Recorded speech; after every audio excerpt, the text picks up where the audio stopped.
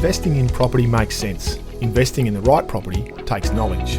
Welcome to the Rewarding Property Decisions podcast. I'm Jarrod McCabe, Director of Wakeland Property Advisory. Join me for expert insights into the fundamentals, trends and opportunities to help you create long-term wealth through smart property decisions. Well, welcome to the very first episode of the Rewarding Property Decisions podcast, and thank you very much for joining me. So today what we'd like to discuss is we've created a report on Melbourne's 2021 property market relating to the trends, opportunities and an outlook. The idea of this being to help guide and optimise property investment decisions going forward. Now, if you're registered on our database, you should have received a copy of this report already, but if not, then please register and we'll be more than happy to send you out a copy. So what I thought I'd do first is to just give you a bit of a summary as to what the report entails. So to begin with, obviously the 2020 Melbourne market, there was significant struggles for Melburnians through health, community and businesses being severely impacted by COVID-19. The lockdown saw the Melbourne property market at different stages go into hibernation with the inability to transact. And there were a number of fluctuations for that market performance throughout the year as a result of the first and second waves that we suffered from. But it did show really considerable resilience along the way and has rebounded quite strongly towards the end of last year and into 2021. And it's really now starting to defy the initial negative forecasts that were quite common throughout the year and showing considerable strength. Now, as long as there is a threat of COVID still hanging over us and potential further shutdowns remain in place, there's obviously going to be some ongoing risks. However, with the vaccine developments and the rollout starting as we speak, and the strong market fundamentals that we benefit from in Melbourne, it's likely to underpin some fairly long-term surety for the market, which is great. Now, looking towards the year ahead and having a look at how the market for the first half of 2021 is likely to benefit, certainly obviously the extremely low interest rates that are currently in play is likely to really support the market. The easing of lending restrictions that the federal government announced back in October and is likely to come into play in March. There's some fairly strong pent-up demand for buyers that have still been quite active in the market but have found there being a lack of supply and lack of type of property that they're looking for, meaning that they're still on the hunt. And also anticipated recovery in yields, which may take a little bit longer, but with the eventual return of overseas travel and students, that will start to support that rental market. And the fact that buying an investment property, which we'll go through today, is the most affordable it's been in years, is going to make the markets continue on at a fairly strong rate. Now, within the report, we've focused on four key factors which are likely to specifically drive investment property activity in the year ahead. And these four factors are the strengthening demand for investment-grade properties, buyer capital being bolstered, the recovery of the rental markets, and then finally, trends away from city living is likely to be revised.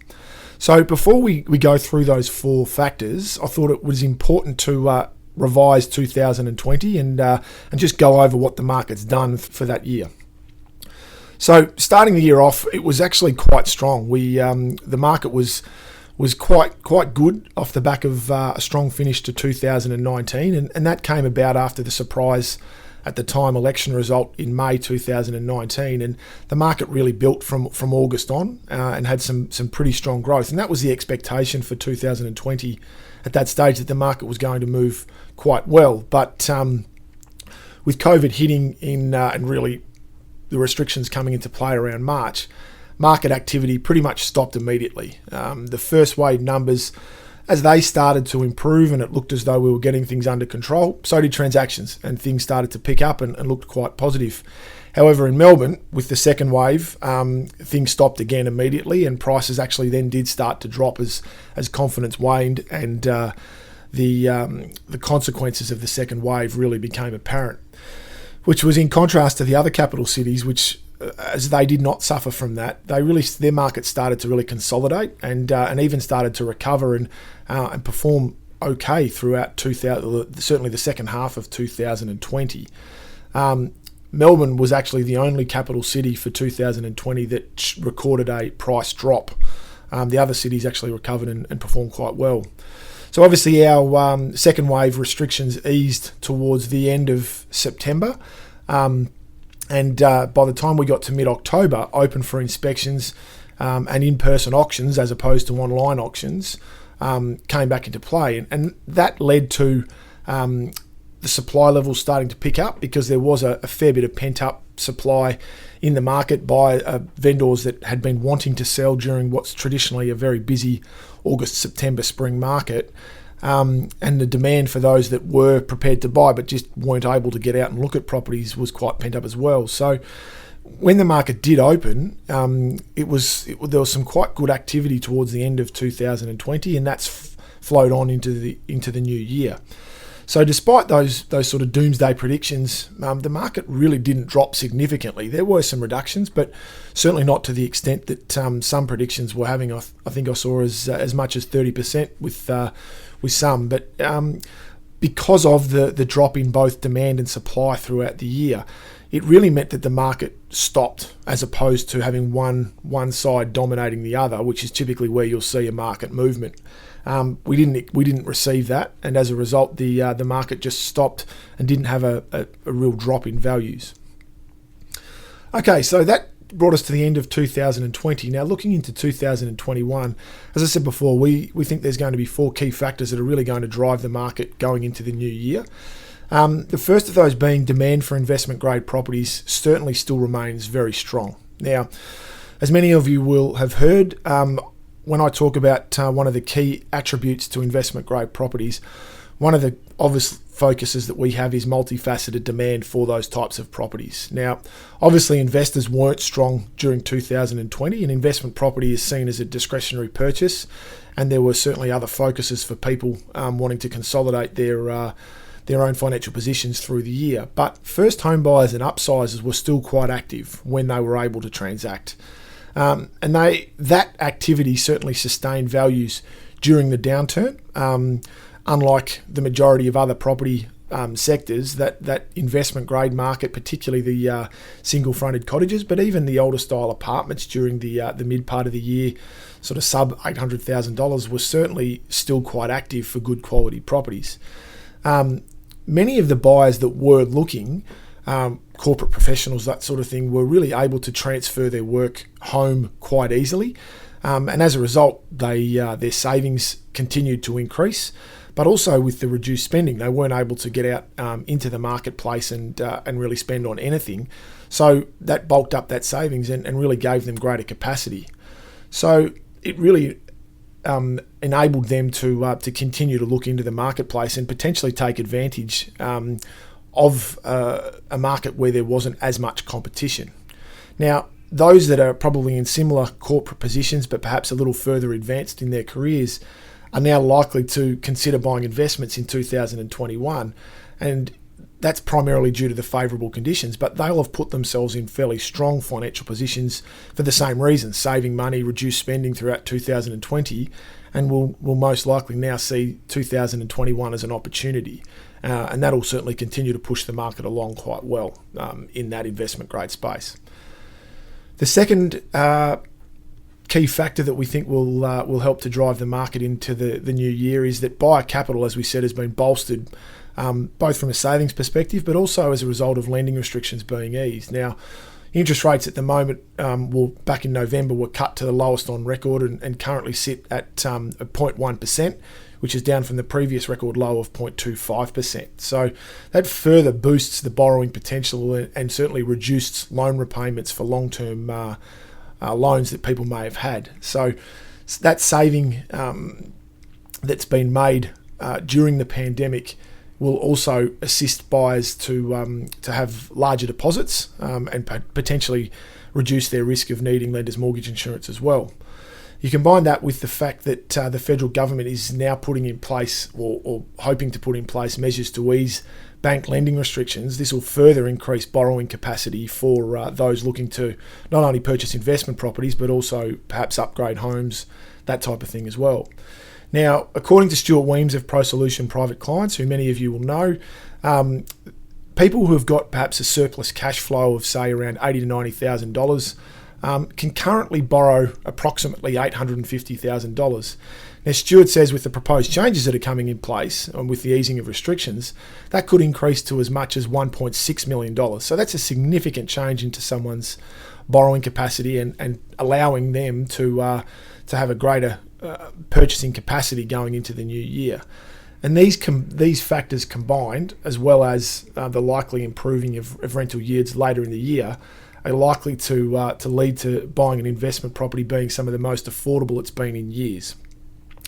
Now, we've in the report, which many of you will have seen. If you haven't, look forward to getting your feedback on it. We've done a bit of an analysis on purchasing a bit of a case study, I should say, on purchasing a property in Brunswick. So we've looked at back in 2015, the median house price at that stage for buying a little terrace house in Brunswick was about $850,000, and it currently sits at $1,050,000. Now, we've made the allowances for stamp duty in those different realms, and obviously the costs associated with both buying and then the ongoing maintenance of an investment property. So professional fees in the outgoing purchase, and we've made an allowance of a deposit of around 20%, which prevents the need for lender's mortgage insurance as well. We've made allowances for interest rates and how they differed during each period. And we've used, for consistency's sake, we've used a standard variable rate. Now, there's obviously cheaper rates at present, but times differ, and obviously fixed and variable rates change over that period of time. But we've, for consistency's sake, used a variable rate, and then looked at gross yields and the costs associated with ongoing expenses of property. So not just maintenance, but also management fees, insurance, rates, those sorts of costs that would be associated with holding a property. And then we've looked at the tax savings, obviously, from a negative gearing perspective that you can benefit from. Now, for this case study, we've looked at an income earner in the $80,000 to $180,000 tax bracket. And what all of this has told us is that back in 2015, the after-tax cost would have been $240 per week for an $850,000 median house price. And in 2021, for $1 million or $1,050,000 purchase price, the after-tax cost per week is $137. So it's a significant saving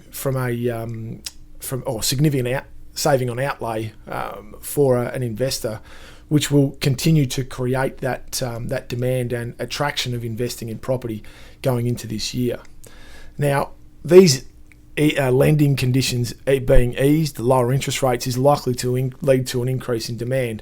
And that's being evidenced by the current clearance rates that we're seeing in the marketplace. So the clearance rate towards the end of 2020, as the market came out of the hibernation phase, was around the early 70s to mid 70% range. But as 2021 has opened up, we're seeing clearance rates consistently up in the 80% mark, which is a very, very strong market, particularly a seller's market. So what's likely to happen there is that vendors which they can be quite reactionary, they're likely to see these strong conditions and respond to that. And as that confidence builds, we'll see that there'll be greater levels of supply coming onto the market as 2021 progresses. But what we haven't seen, which was a concern for many people, was that there hasn't really been a flood of properties coming onto the market as a result of mortgage defaults. And it's probably unlikely to materialise at this stage. We've seen a number of reports and surveys carried out. The ABS carried out a survey that showed that 11% of people struggled to repay their mortgage back in October last year, which was up 6% since June. So that was starting to show that as the conditions worsened and we were in the lockdown phases for a longer period of time, it was putting greater stress on people. However, the Australian Banking Association stated in November following that it believed by that stage most Australians were through the worst, and with the number of deferred loans dropping by almost 70% since the peak earlier in the year. Further to that, Commonwealth Bank economists estimated that with government stimulus checks, loan deferrals, superannuation withdrawals and other measures, that businesses and households are now sitting on as much as $100 billion worth of savings across the economy. So it's putting people in a really, really strong position going forward. So with the eventual winding back of government support, that is still a concern for people and a bit of an issue. But now the economy looks to be in a far better position than it did, say, in September. And that's partly to do with the fact that the bulk of the country, apart from Melbourne, Victoria, has had time to recover and has been recovering for a longer period. And it's probably given Melbourne greater deals of support and made it easier to come out of the second wave than if the whole country had been in a similar position. The other positive is that consumer sentiment is really starting to build, and it's easing fears of those mortgage defaults coming into play. The further support from the property market's perspective is that the government stimulus measures that are currently in play, so things such as the first home loan deposit scheme, the stamp duty concessions that are being offered by state governments, and also the home builder incentives. All of these are providing different opportunities for people to get into the property market and are likely to mean that it'll continue to perform well. The third element is the recovering rental markets. So the Melbourne rental market was significantly impacted by the ramifications of COVID-19 and the closure of the Australian borders, limiting international travellers, international students, and obviously closing universities, which led to perhaps regional university students not coming back to Melbourne and taking up further residential accommodation, meant that there was a lack of a demand for rental properties. You combine that with the lack of travels from international travellers, meant that short-term rentals started to revert to long-term. So things like Airbnb type accommodation where owners weren't being able to generate an income, they reverted their properties to long-term rental accommodation, which led to a flood of properties onto the rental market. And that was particularly the case within the apartment sector, and more so in that high-rise type sector in the inner city areas. So that really started to put pressure onto landlords, but that was further emphasised by the rental moratoriums that brought into place to protect tenants who were in financial stress from both rental increases and from an eviction.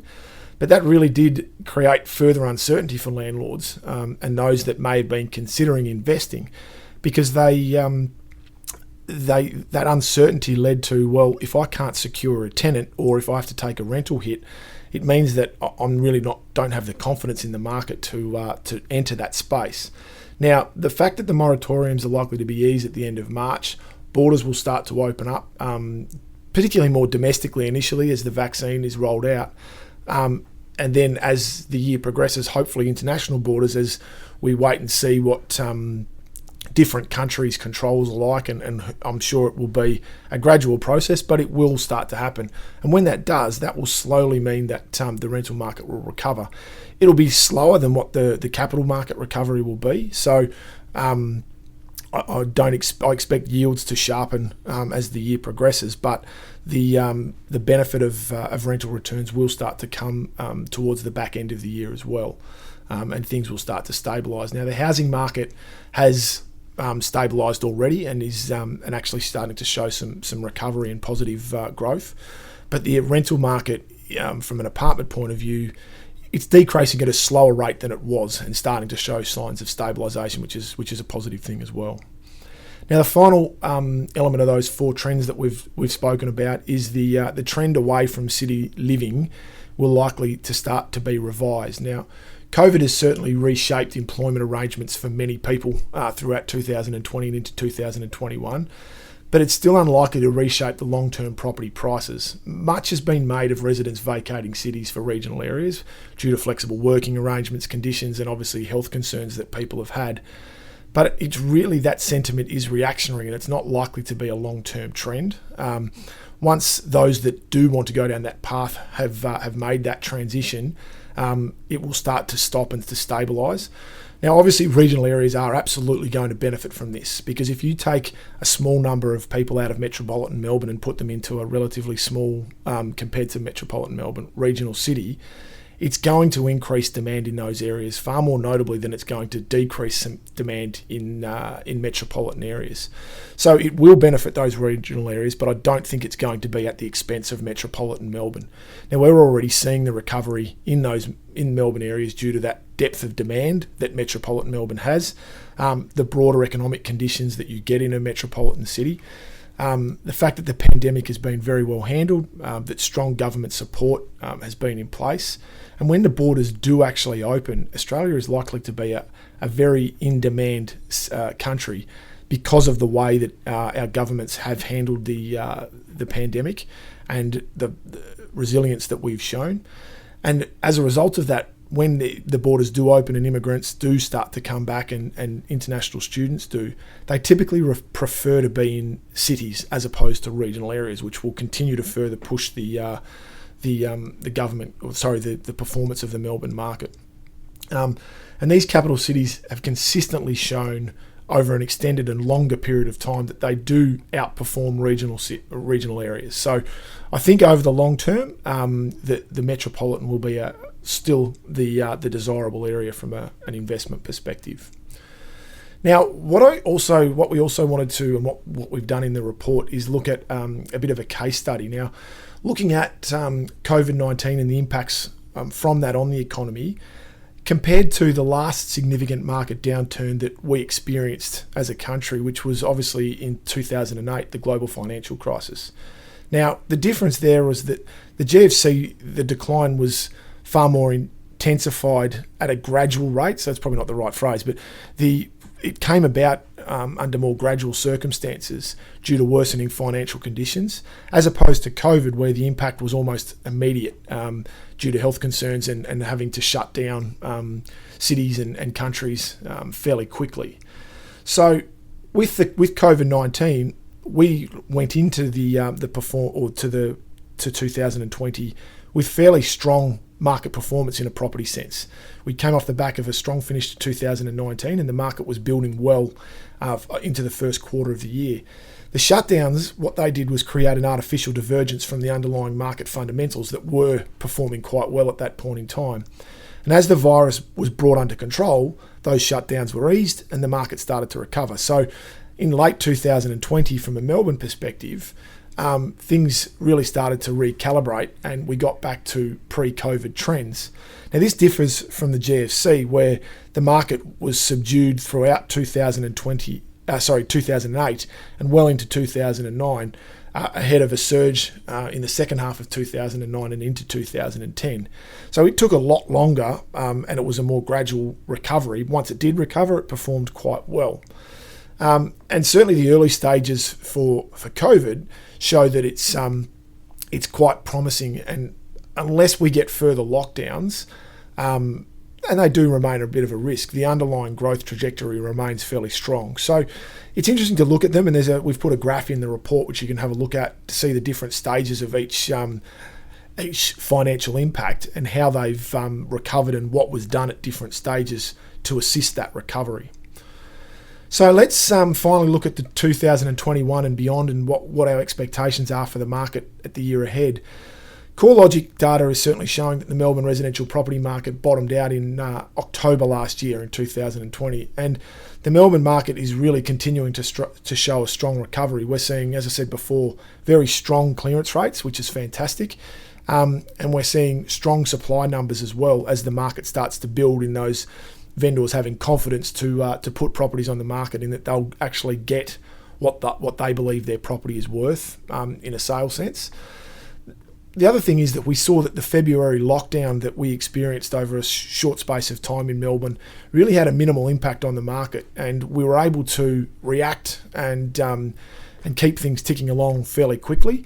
Some auctions were postponed, some were reverted to online, but the market was able to continue to move. We weren't able to do inspections, but because it was a short, sharp lockdown, things moved fairly quickly and continued on. So that's what's giving us confidence to say that we believe the Melbourne market is likely to increase in value, particularly in the investment space, by at least 10% in terms of growth for this year, and it may be more in certain sectors.